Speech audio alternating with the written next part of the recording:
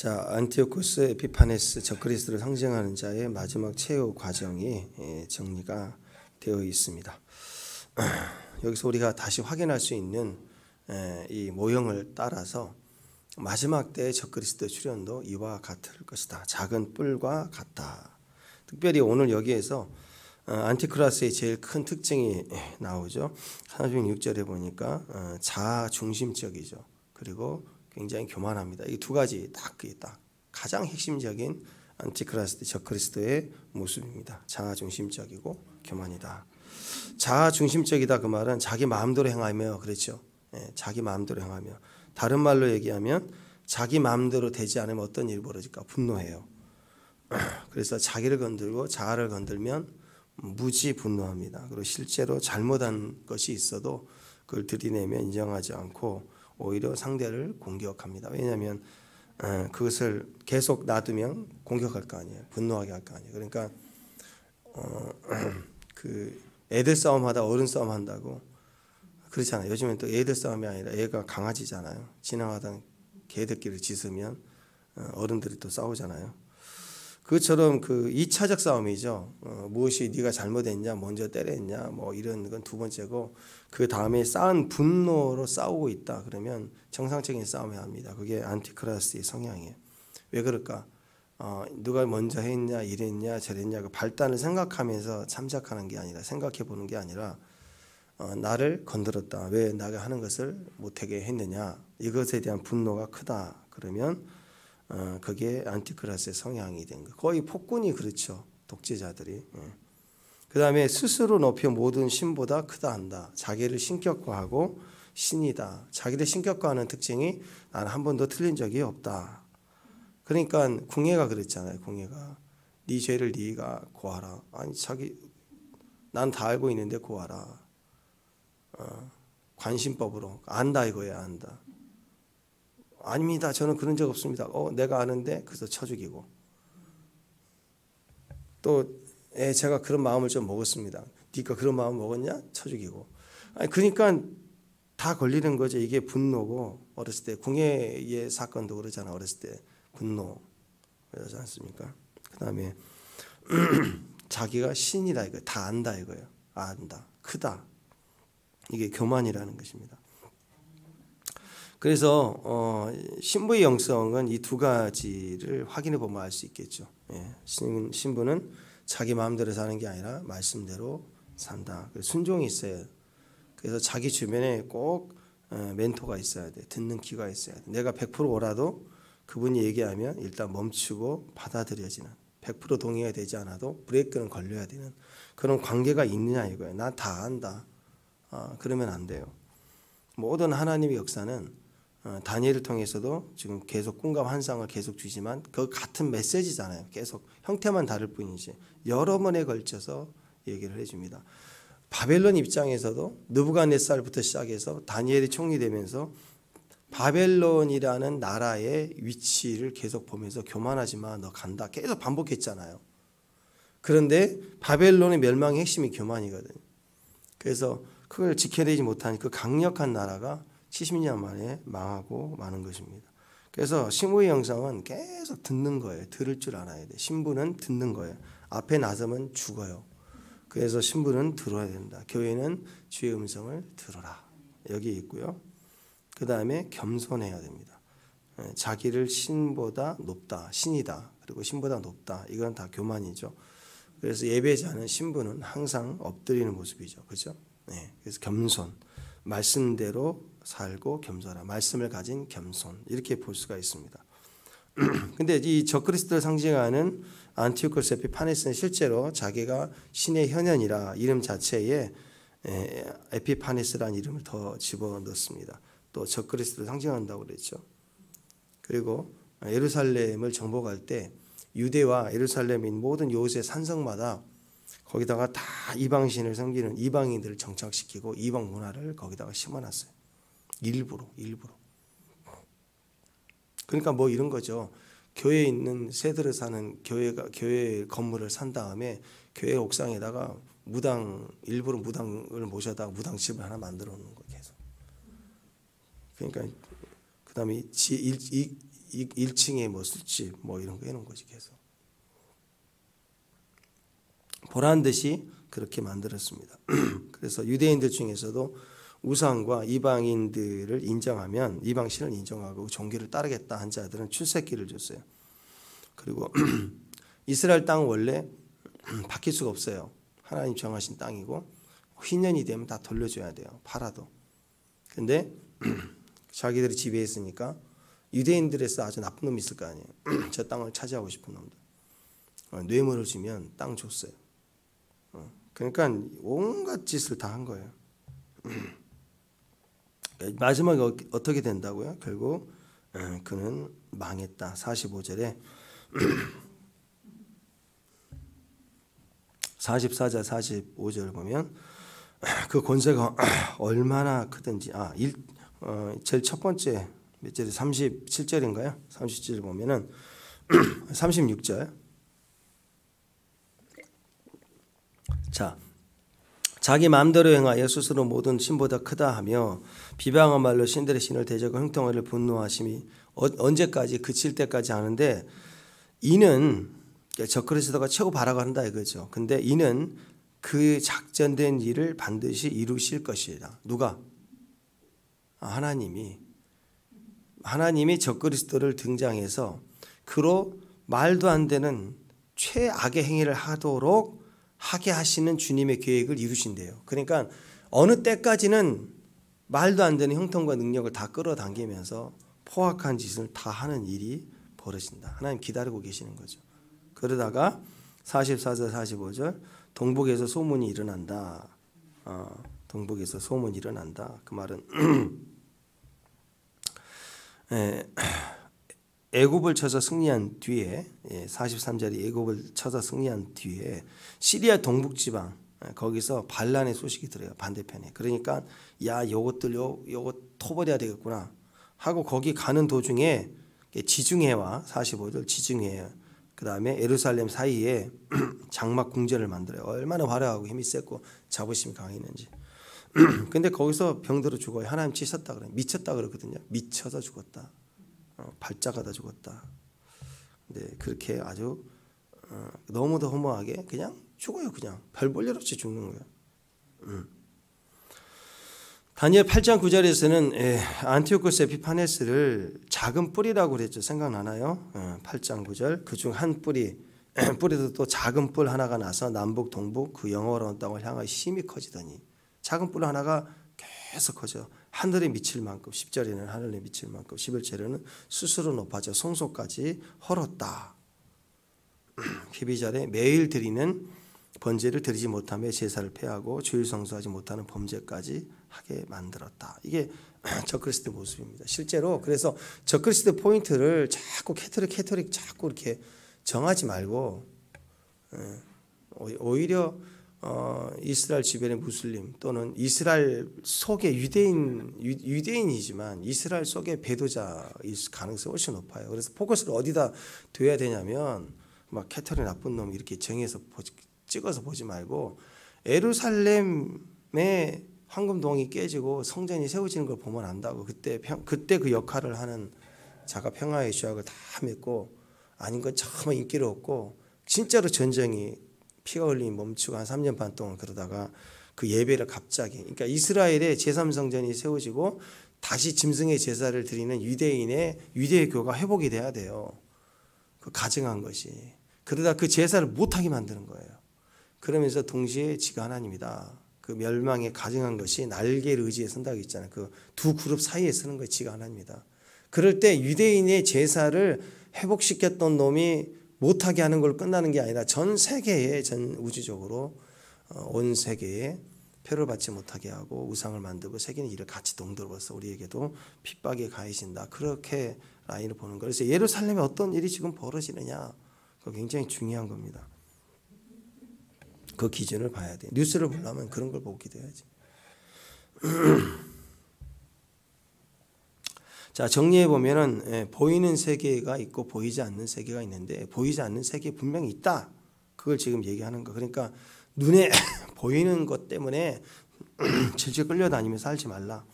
비록 열방의 포로로 끌려가 있을 때 제일 약한 게 뭐예요? 보이는 것에 따라 살지 않겠어요?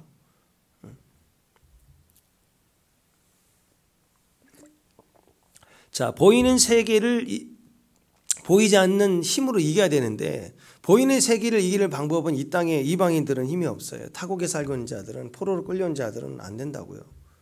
그럼 어떻게 해야 되는가? 기도하며 이겨라. 기도는 뭔가?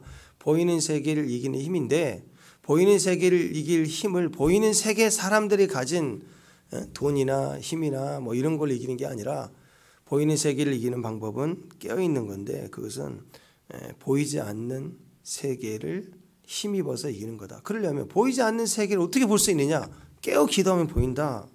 그 역사의 격변기. 우리나라도 보세요. 예전에 구한말 시대, 그 다음에 저기 대한독립 만세 독립됐죠. 독립되는 순간 다 좋았나요? 아니에요. 또 격변기가 생기고 6.25가 생기고 나라가 이렇게 격변기에 들어가게 되면요. 정신이 없어요. 불안하고 혼돈하고. 그러니까 조금만이라도 환란이다. 내 인생에 격동기가 생겼어요. 막 큰 병이 생겼다. 큰 환란을 당했다. 너무 충격을 받았다. 그럴 때 나라든 개인이든 어떤 상황이든 이런 핍박이 오고 그럴 때 이겨낼 수 있는 힘이 어디가 있느냐? 어떻게 이겨낼 수 있느냐? 다니엘은 그걸 보여주고 있어요. 보이지 않는 세계의 지혜와 힘을 입으면 된다. 깨어 기도하면 된다. 깨어 기도하면 산다. 보이지 않는 세계를 입고 있는 사람은 보이는 세계의 환난과 핍박을 다 이겨낼 수 있다. 그 얘기예요. 요한일서 4장 4절에는 자녀들아 너희는 하나님께 속하였고 또 그를 이기었나니 이는 너희 안에 계신 이가 세상에 있는 자보다 크심이라. 이렇게 말씀하고 있습니다. 마지막 때의 특징입니다. 잘 들으세요. 마지막 때는 극과 극입니다. 하나님을 대적하고 교회를 핍박하는 세력, 안티크라이스트, 적그리스도의 출현과 더불어 그런 스피릿을 가진 무브먼트들이 강력하게 일어나는데 그냥 어떻게 일어나느냐? 권세를 뿔을 얻어요. 그리고 때와 시를 고쳐요.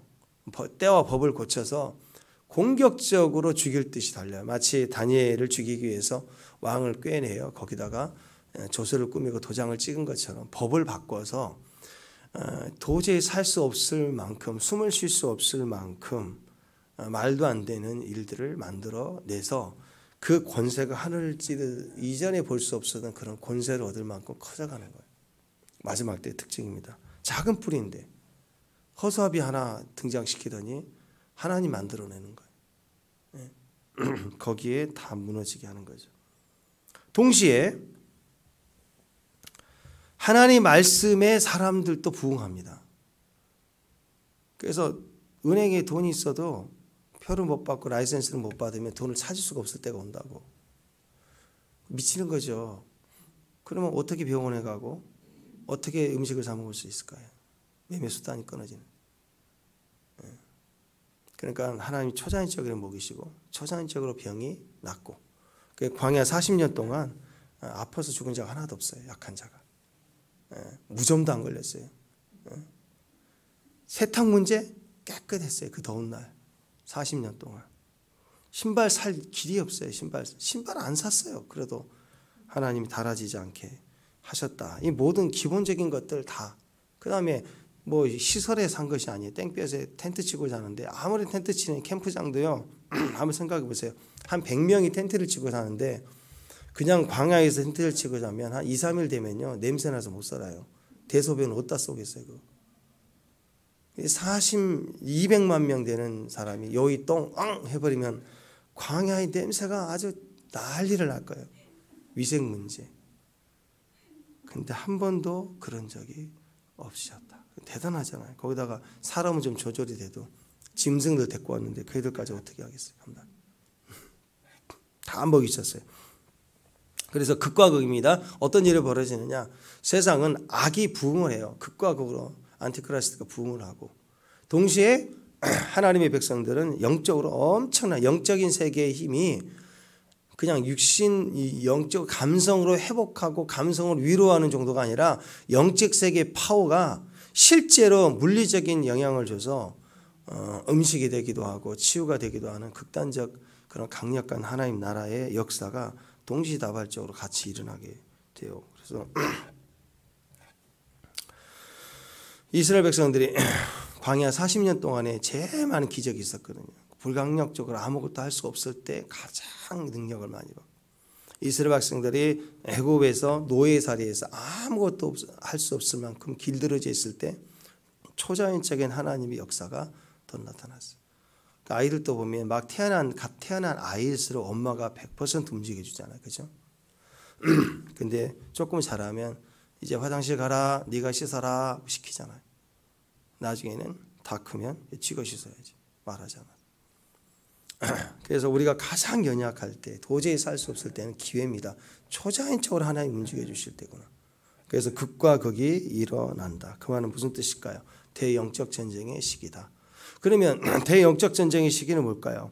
성도들의 말씀을 가지고 권세를 회복한 다음에 저 나쁜 놈들을 깨트려 박살내는, 그게 영적 전쟁이 아니에요. 영적 전쟁은 하나님을 상대하는 게 영적 전쟁이에요. 우리가 마귀를 상대한 게 아니라.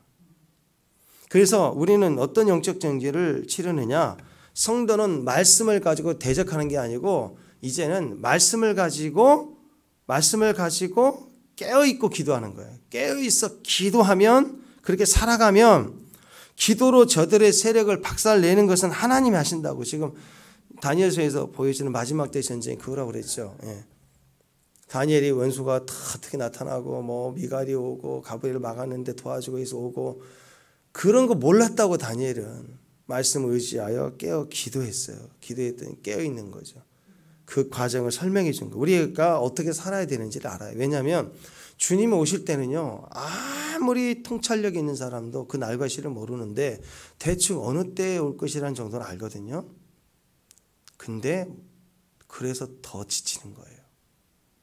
아예 모르면 그냥 인내하다가 주님 오신다 그러면 될 텐데, 이제 다 됐는데 비를 간절히 기다리는 자가 하늘을 보면 비가 올 것 같대. 일기예보가 오늘 내일 올 것 같다는 거 알아요. 알면 기다리고 비를 기다리고 얼마나 초조한지 몰라요. 더 그 날과 시를 알기 때문에 더 긴장감을 가지고 더 지쳐가요. 그래서 10처녀도 미련한 5처녀와 더불어 같이 졸 수밖에 없어요.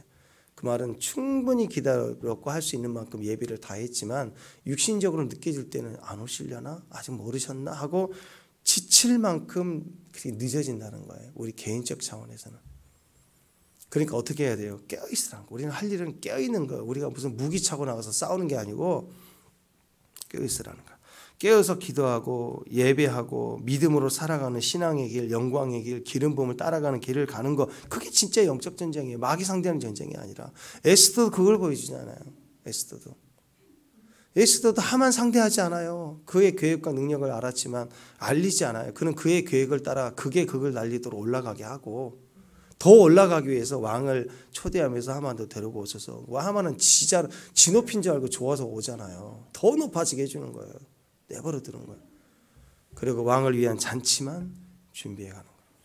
그래서 영적 전쟁의 낮은 계급이 축사하고 동네 귀신 쫓고 맨날 그런 거라고요. 이스라엘 백성들이 낮은 수준이었을 때 하나님의 음성을 듣고 계략을 따라서 어떻게 매복해서 어떻게 치려 하는 그런 수준으로 갔죠.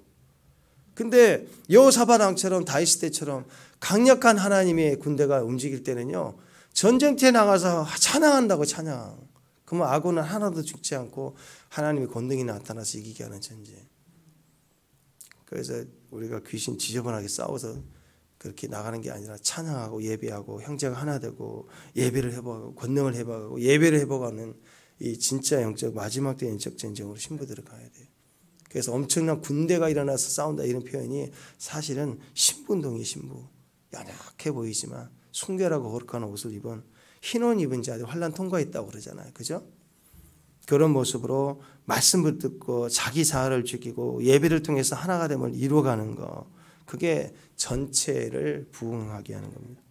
교회가 예배를 회복해서 막 잔치하면요, 이 적그리스도는 세상의 영들은 막 그 힘을 얻으면서 미쳐간다고요. 저 예배를 끊어야 되는데, 예배는 예배대로 불처럼 일어나기 시작하면 그것 때문에 미쳐간다고요. 찬양하면 미치거든요. 그러면서 자기는 힘을 모으고 거짓을 모으고 난리를 치지만 그 예배를 꺼뜨릴 불이 없다. 그래서 우리가 그런 예배 축복, 예배가 뭐예요? 예배는 하나님 앞에 내 자신을 끝장내는 거다 그랬죠. 예배가 내가 깨진 만큼 없어진 만큼 예배가 성공을 해요. 그래서 예배는 날마다 죽는 거 아니에요, 그죠? 예수님이 십자가 하는 거, 내가 날마다 제 십자가를 지고 가라. 십자가 지고 가는 게 예배의 제물이 되는 거잖아요. 예배자예요, 예배자. 예배자는 날마다 죽는데, 날마다 죽는 것이 전공인 사람들에게 마귀가 야, 표 안 받으면 너 죽어. 매매 못하게 할 거야. 너 죽일 거야. 다니엘 세 친구나 다니엘에게 했던 것처럼 너 이러면 죽어. 사자굴 넣을 거야. 아니 날마다 스스로 죽는 자에게 너 죽어. 그게 협박이 되겠어요? 웃기는 거지 진짜. 진짜인지 아닌지는 짐승이 드러나면 다 들통이 나는 거예요. 날마다 죽는 사람들은 뭐 죽으면 하나님인데 눈 떠서 주님 웃고 계시면 할렐루야 하고, 그리고 방 아니면 새벽인데 뭐 이렇게 사는 사람들에게는 이런 안티크리스트의 모든 협박과 능력은 아무것도 아니라는 거죠. 거기서 살 길 찾아보고 줄 서보려고 하는 모임이 있다. 가짜이겠죠. 자, 그래서 결국 소송 문제 아니겠습니까? 포악이 가득하고 또 죄가 가득한 세상에 살고 있지만 다니엘에게 있어서 본향은 예루살렘이지만 지금 타국에 끌려와 살고 있잖아요. 다시 돌아갈 거예요. 우리도 마찬가지. 이 땅이 이 생애가 다가 아니라고요. 죄와 포악이 있는 곳에 살고 있는 거예요. 그러나 우리의 소속은 천국이다. 다니엘이 천국을 향하여 곧 예루살렘을 향하여 문을 열고 기도했잖아요. 성소는 이미 파괴됐지만 성소가 있는 곳, 하나님 정한 땅 다시 돌아오고 회복될 걸 알기 때문에 그걸 영원히 바라보고 기도했다고. 이게 핵심입니다. 죄악된 세상을 살아가는 그런 성도들은 어떻게 살아야 되느냐. 이길 힘이 하늘에 있다. 이거 하늘에 있다. 그러니까 요한계시록의 결론이잖아. 예수님이 중심에 계시면 된다. 예수님이 나타나시면 이긴다. 그 메시지 변하지 말라는. 그래서 다니엘의 삶이 격변기였어요. 처음부터 시작은 금수저예요. 태어나자마자 제1차 포로로 간 사람들이 제일 유능하고 똑똑하고 금수저잖아요. 집안 좋은 사람들. 우리와 똑같아요. 우리는 태어나자마자 하나님의 나라의 자녀로 거듭났잖아요. 금수저로 시작했어요. 다니엘이 금수저로 시작했지만 좀 잘하니까 곧바로 나라가 망했어요. 이스라엘 망하고 포로로 잡혀갔어요. 바벨론으로 포로로 잡혀갔지만 그 바벨론 또 망해버렸네. 그리고 메데바사 페르시아 제국이 또 일어나고, 격동기도 이런 보통 격동기입니까? 이런 인생을 계속 살면서 그 나라의 총리로 계속 지나온 사람이에요.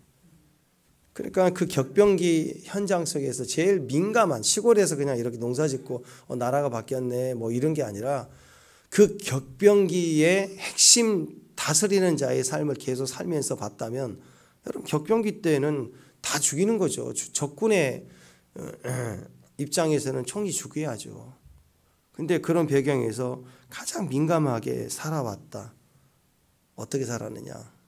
소속이 하나님 나라로 살아왔다. 하나님 나라 소속이 분명하니까 누구도 손을 대지 못하는 거 아니겠습니까?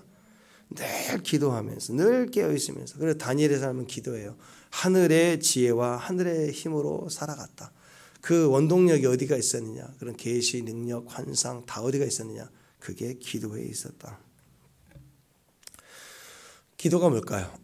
다니엘이 10대 때 이미 다니엘 11장 그때 다니엘 초기에 다 나와 있죠. 1장 2절에도 나와 있잖아요. 1장 2장 거기도 다 나와 있잖아요.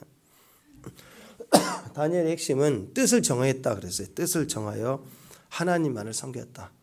그리고 90평생이 됐어요. 지금 90평생 동안 한 번도 흔들림이 없는 그런 인생을 살아갔다.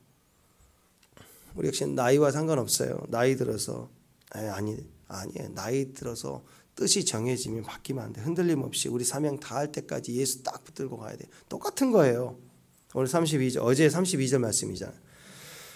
그가 또 언약을 배반하고 악행하는 자를 속임수로 타락시킬 것이나 오직 자기의 하나님을 아는 백성은 강하여 용맹을 떨치리라. 자기 하나님을 아는 백성, 뜻이 정해져 있는 사람, 그 사람들은 강하여 용맹을 떨친다 이렇게 나와 있어요. 먼저 뜻을 정해야 되고 그 뜻을 이루기 위해서 날마다 엎드려 기도의 삶을 살아갈 때만이 이게 가능한 거예요. 제일 좋은 방법은 새벽을 깨우는 것입니다. 다니엘의 영성은 평생 기도로 살았던 사람. 바로 거기서부터 미래의 역사도 보였고 마지막 때 환상과 꿈과 계시와 해석이 다 나왔다는 거예요. 오늘 메시지가 다니엘의 마지막 계시입니다. 12장이 하나님께서 다니엘에게 마지막 때에 일어날 일들을 다 보여주신 거예요. 마지막 때. 근데 이 부분이 어디 얘기냐? 요한계시록 얘기예요. 복음을 얘기하고 있어요. 복음. 다니엘은 지금 현재 자기 백성이 돌아가고 이스라엘 백성들이 어떻게 될 것인가에 관심을 가진 민족적인 하나님 백성으로 민족적 부르심을 지금 기도했는데 하나님 마지막 때 전체 우주적 복음으로 온 인류와 피조세가 회복되는 것을 얘기해 주고 있다는 거예요. 오늘 내용의 12장 1절 4절까지 핵심이 그거잖아요. 가장 핵심 요한계시라는 세 가지 핵심. 첫 번째, 환란이 오지만 생명책에 기록된 자는 구원을 받는다. 너무너무 중요한 거예요. 1절을 보니까 그때 내 민족을 호위하는 큰 군주 미가엘이 일어난다. 미가엘은 하나님 군대 장군이 재전쟁을 치르고 지평하게 일어난대요. 왜? 환란이 있으니까. 그러니까 여러분 환란이 일어나고 성도를 핍박하고 대전쟁이 터질 듯 하면 우리가 싸운 게 아니고 하나님이 미가엘을 일으켜서 미가엘이 싸우게 해요. 우리는 뭐 하면 돼요? 기도로 싸우는 거예요. 기도로. 개국 이래로 그때까지 없었던 환란이 일 것이고 그때 내 백성 중에 기록된 모든 자가 구원을 받는다. 야, 모든 자가. 책에 기록만 된 자. 모든 자가 구원을 받는다. 적그리스도는 처음에는 작은 뿔이에요. 가볍고 작게 시작합니다. 그러다가 힘이 생기면 자기를 드러내요. 힘이 없을 때는 잠복해 있는 동안에는 잘 몰라요. 평화롭게 하고 평화주의자처럼 얘기해요. 근데 갑자기 힘이 주어질 때 잔혹해집니다. 힘이 주어질 때 잔혹해져요. 개국 이래로 그때까지 없었던 환란이다. 엄청난 환란이라. 그러나 성도는 걱정 마라. 그 얘기예요. 그 얘기. 성도는 걱정 마라. 왜? 책에 기록된 자이냐? 그러면 다 구원받는다. 걱정하지 마라. 그 얘기가 중요해요. 근데 어떻게 사람들은 이런 문장을 볼 때 왜 책에 기록된 모든 자는 구원을 받는다는 것을 그렇게 받아들이지? 그게 안 보이나 봐요. 뭐가 보이느냐? 개국 이래로 그때까지 없던 환란일 것이고 와 지구는 못 살 것이고 다 죽을 거고 그리고 이것도 어떻게 해석하느냐? 겨우 보이는 사람들도 기록된 자들은 구원을 받는데 소수의 사람일 것이고 기록된 자들 중에 여기에 지어진 사람도 있을 것이다. 막 이렇게 해석을 하는 거예요. 아니라는 거예요. 이 문장을 100번을 읽어보세요. 어떤 의도인가? 하나님이 기록된 모든 자가 구원을 받을 것이다. 이건 가능성과 승리를 얘기하고 있는 것이지 재앙과 소수의 어떤 1등만 들어가는 뭐 코미디가 1등만 알아주는 더러운 세상 옛날에 그런 게 아니라고요. 모든 자 하나님 나라의 주의 백성들은 약한 연약한 백성들일 때 구원을 받았고요. 출애굽을 했고요. 어린 양들이에요. 다 약함으로 이기는 세상인데 어떻게 제한하고 1등만 들어가는 그런 사람들일까요? 아니라고요. 기록된 모든 자는 다 구원을 받는다. 보호받고 구원을 받는다. 성경책에는 이 많은 기록된 생명책에 대한 이야기를 해요. 요한복음 1장 12절 영접하는 자 곧 그 이름을 믿는 자들에게는 하나님의 자녀가 되는 권세를 주었다. 하나님 자녀가 되면 족보의 기록이 될 거 아니에요. 그죠? 요한계시록 3장 5절 이기는 자와 이와 같이 흰옷을 입을 것이요 내가 그 이름을 생명책에 결코 지우지 아니하고 그 이름을 내 아버지 앞과 천사들 앞에서 시인하리라. 하나님이 기록하고 시인한다는 누가 지워요? 누가? 요한계시록 13장 8절 죽임당한 어린 양의 생명책에 창세이로 이름이 기록되지 못하고 이 땅에 사는 자들은 그 짐승에게 경배하리라. 어떤 사람이 경배하느냐? 약해서 타협한 자라고 얘기하지 않고 생명책에 기록되지 아니한 자들이 짐승에게 경배한대요. 그러면 뒤집어서 얘기하면 생명책에 기록된 자는 다 구원받고 절대로 경배할 수가 없어요. 생명책이 뭔데? 하나님을 그리스도로 영접한 하나님 자녀가 된 자는 결코 경배할 수가 없어요. 우리가 하는 게 아니라고 되어진다. 경배하리라. 우리 힘이 아니라고. 마지막 때가 되면 그때 이기는 게 아니라고요. 이미 이겨놓고 가는 거예요. 요한계시록 20장 15절 누구든지 생명책에 기록되지 못한 자는 불못에 던지리라. 요한계시록 21장 27절 무엇이든지 속된 것이나 가증한 일 혹은 거짓말하는 자는 결코 그리로 들어가지 못하되 오직 어린 양의 생명책에 기록된 자들만 들어가리라. 여러분 이 등록이라는 건 굉장히 중요한 겁니다. 옛날에 우리 문화가 예약 문화가 없어서 그런데요. 이제 시작이 됐어요. 우리나라도. 선진국이 되니까. 어떤 그룹에 등록이 돼 있으면요. 평소에는 등록된 사람인지 안 등록된 사람인지 잘 몰라요. 근데 혜택을 누려야 될 상황이 딱 오면 상황이 완전히 달라져요. 무슨 일이 생기면 등록된 사람에게는 미리 연락이 와요. 또 미리 연락이 와요. 다 알려줘요. 회원들에게는. 등록을 우습게 여기는 사람들이 있는데요. 지금 잠실 강남도 외국 계열의 큰 그 호텔이나 있던 그 뷔페 같은 게 있잖아요. 비싼 거. 그런 데는요. 돈이 있어도 못 가요. 예약 안 되면 예약이 등록이 안 된 사람은 절대 들어갈 수가 없어요. 돈이 있다고 해도 10배를 준다고 해도 안 돼. 이미 한 달 전부터 다 예약이 돼 있어요. 그런 집들은. 소고기 뷔페 코스 60만 원짜리 뭐 이런 건 이미 2달, 3달 전부터 코스가 돼 있다고 예약이 돼 있대요. 등록 없이는 이용 자체가 되지 않아요. 등록이 돼 있는 사람에게는 또 미리미리 연락을 해줘요. 등록이 안 돼 있는 사람에게는 일이 생겨도 연락이 안 가요. 그리고 가서 들어가게 해달라고 우겨도 안 돼요. 그러니까 이런 사람들은 자기가 소외돼도 소외된 줄도 몰라요.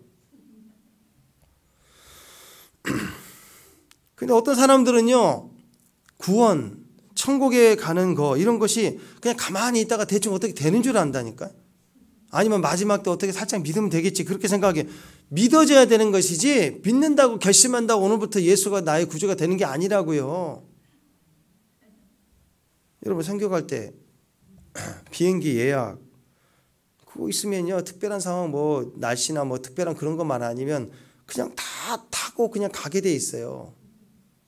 근데 그것 때문에 철자 하나 틀리면 안 되잖아. 미리 다 확인하고 하고, 요즘 같은 이제 코비드 시대나 그러면 이제 거기 뭐 백신 증명서 뭐 영어 다 해서 신고 다 하고 여러 번의 서류를 다 해서 다 해놔야 등록이 돼 있어야 가는 거예요.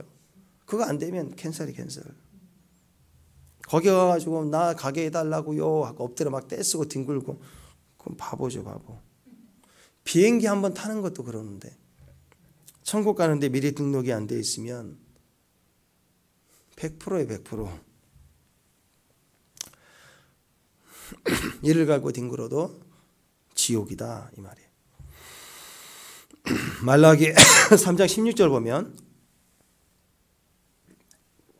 말라기 3장 16절 보면, 그때 여호와를 경외하는 자들이 피차에 말하되 여호와께서 그를 분명히 들으시고 여호와를 경외하는 자 그 이름을 존중하니 여기는 자들을 위하여 여호와 앞에 있는 기념책에 기록하셨느니라.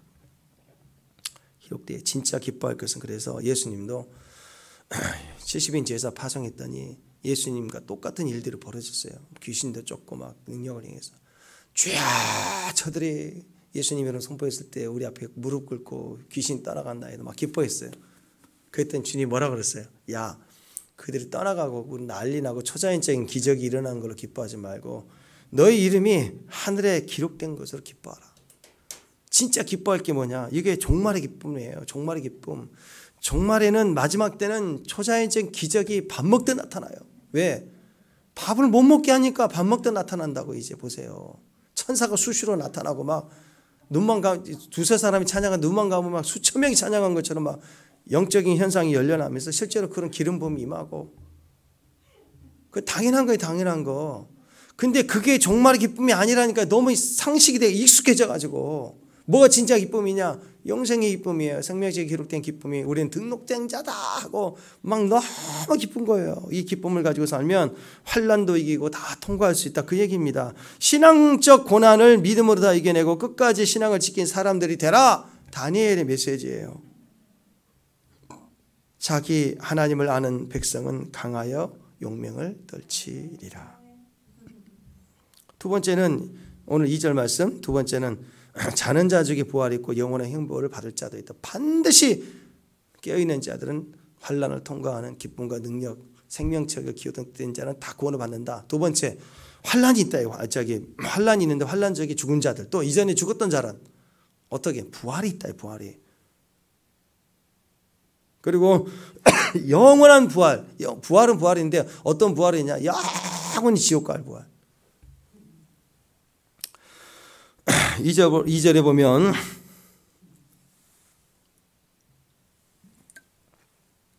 땅의 티끌 가운데서 자는 자 중에서 많은 사람이 깨어나 영생을 받은 자도 있고 수치를 당하여 영원히 부끄러움을 당할 자도 있을 것이라. 요한계시록 20장에 첫째 부활이 나온다고 그랬죠. 그 말은 둘째 부활도 있다는 거예요. 성경에는 이 둘째 부활을 둘째 사망이라고 말해요. 왜 살아나느냐? 지옥불에 들어가려고. 첫째 부활이 생명의 부활입니다. 믿는 자의 부활이에요. 진짜 부활입니다.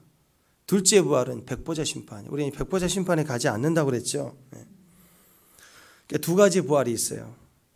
그래서 생명책 기록된 자들 하나님이 반드시 다 구원을 받는데, 이미 죽은 자들, 생명책 기록됐지만 죽은 자들은 다시 부활하여 영생에 참여하게 됩니다. 그러나 기록되지 않는 자는 지옥불에 들어가고, 죽은 자들도 일어나서 영원히 둘째 사망, 둘째 부활, 둘째 사망 들어가려고 부활시키는 거예요. 지옥에 들어간다. 그래서 첫째 부활에 참여하는 사람들은 대신에 세 종류가 있다고 그랬죠. 기억해요? 요한계시록도 했는데, 천년왕국 들어가기 위해서 그냥 부활하면 다 너나 나나 김씨나 이씨나 조씨나 똑같냐? 아니라니까요. 첫째 부활이 이뤄서 하나님의 생명책 기록된 자는 영생에 들어가는, 영생에 참여하게 되는 큰 부활의 권능을 입지만 각각의 영광과 상급이 다르다 그랬어요. 다르다. 세 종류가 있다고 그랬죠. 달, 해, 별 이렇게.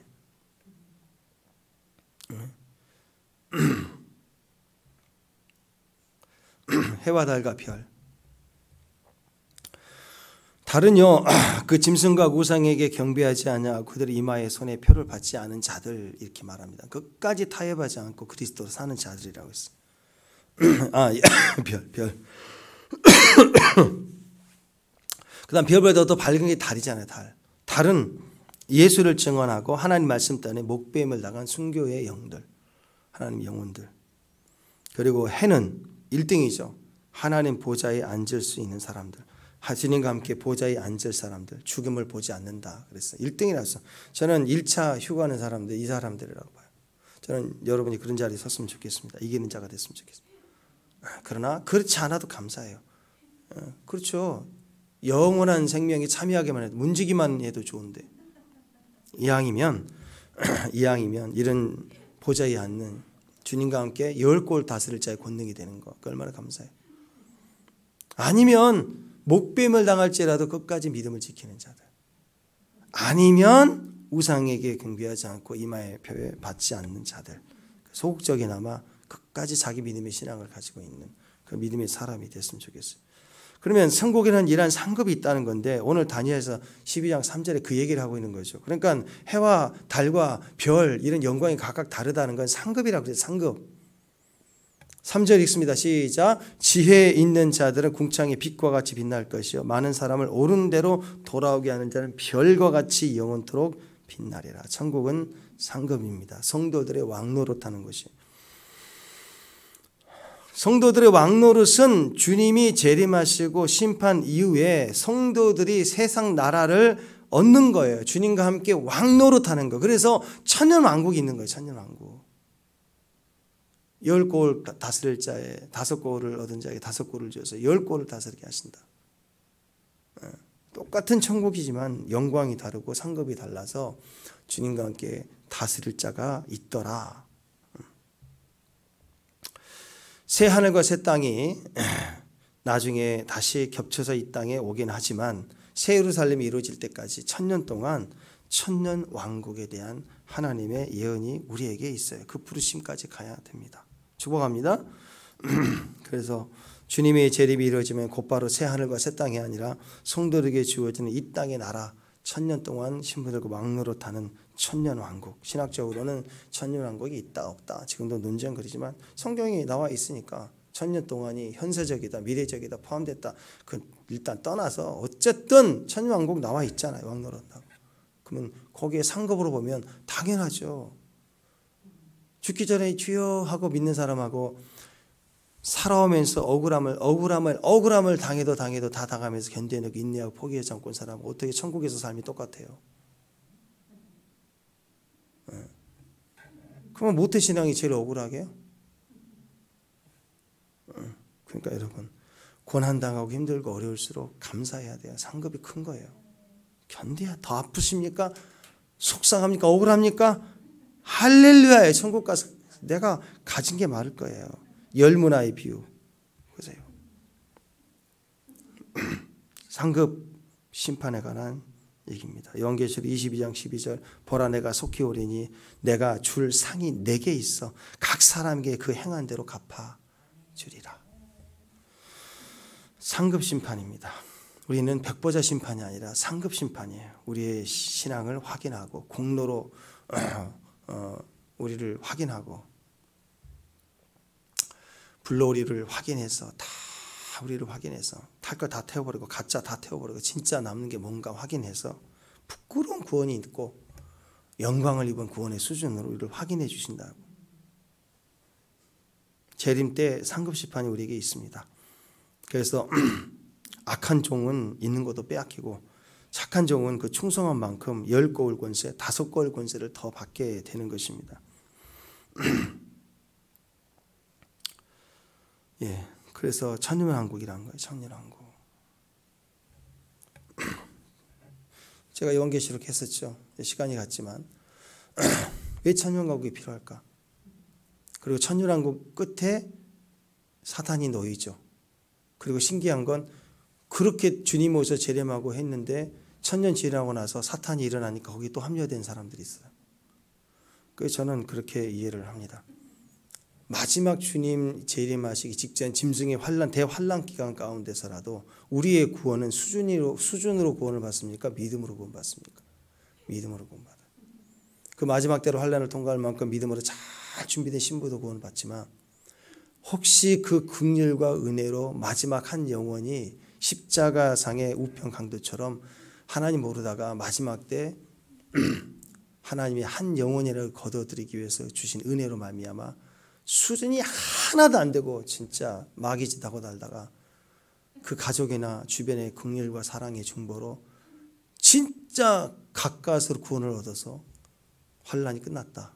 구원을 받았죠. 그 사람은 상급은 없지만. 근데 천년왕국이 시작되면요 거기에 빼앗기는 자들이 있다고요. 게으르고 악한 종아 뺏어서 주잖아요. 근데 지옥 가는 게 아니에요. 천년 동안 다스린 자가 있지만 더 많이 다른 자가 있지만 섬기는 자가 있고 수준이 안 된 자들이 있다고요. 신기하게도 천년 왕국 끝날 때쯤 마귀가 놓일 때 동조하는 자들이 나는 거예요. 인간이 그래 인간이. 은혜도 반복되면 권리인 줄 알고 하나님 너 나와 뭐 이래 뭐 하고 천사 파송시키고. 여러분 이렇게 한 번 더 걸러지는 거죠. 오늘 다니엘서에 이제 시작과도 마지막 장 들어오면서 마지막 때에 대한 확인을 더 해줍니다. 이 종말의 신앙을 가지고 진짜 겸손해야 돼요. 감사하고 하나님 말씀에 두고 사람을 존중히 여기고 겸손히 여겨야 돼요. 똑같아요. 우리도 그나 나나 이방이나 죄인이나 수준이 똑같다고요. 그냥 엎드려서 하나님 감사하고 주님 바라보고 예배하고 하루. 그래서 저는 하루 영성이 제일 좋다고 생각합니다. 하루 최선을 다하고 새벽에 깨어나면 또 하루를 더 주신 거고 그 깨어날 때 주님 나라 같이 보면 너무 감사하고 이기고 생존하려고 동계산하면서 머리 빠지도록 살지 말고 그냥 뭐 오늘 끝이면 감사시 하고 예배하고 주를 찬양하고 오늘 다니엘서 핵심입니다. 깨어 기도하라. 그래야 전쟁이다. 이긴다. 보이지 않는 것으로 이겨라. 보이는 것에 끌려다니지 말라. 다니엘의 승리가 우리에게 확인될 수 있는 승리가 있기를 축원합니다. 기도합니다. 우리 영이 깨어서 하나님 앞에 기도할 때 기도의 삶 가운데 마지막 우리 상급의 자리까지 우리를 견인하시고 인도하실 하나님을 찬양합니다. 주 예수로 살게 하옵소서. 예수님의 이름으로 기도합니다.